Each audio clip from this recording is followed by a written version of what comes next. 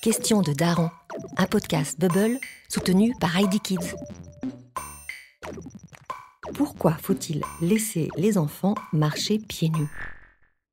Enfants, on vous chaussait de semelles au plus tôt. Aujourd'hui, les bébés marchent pieds nus. Une petite révolution que l'on doit aux découvertes de ces dernières années. Primo, vous pouvez mettre au placard l'expression « bête comme ses pieds ». C'est faux, archi faux, car les pieds sont loin d'être des imbéciles. Au contraire, ils jouent un rôle primordial dans la posture, l'équilibre, la motricité ou encore la proprioception. De vraies machines de précision. Secondo, le pied comprend 26 os, 128 ligaments, 20 muscles et 7200 terminaisons nerveuses. Certaines concernent la sensibilité superficielle, tactile et thermique.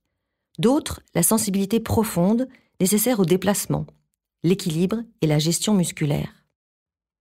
Tertio, les petits petons de nos enfants ont besoin de se muscler. Si on les enferme dans des chaussures serrées comme des harengs finlandais, ils auront un peu de mal à s'aguerrir.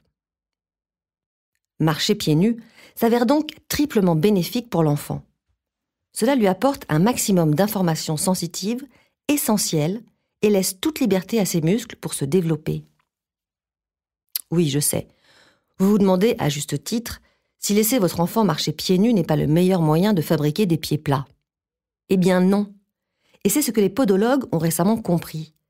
Si, à la naissance, le pied de votre enfant est plat en apparence, il possède en réalité un coussin de graisse, qui font le charme de ces fameux petits pieds dodus des tout-petits.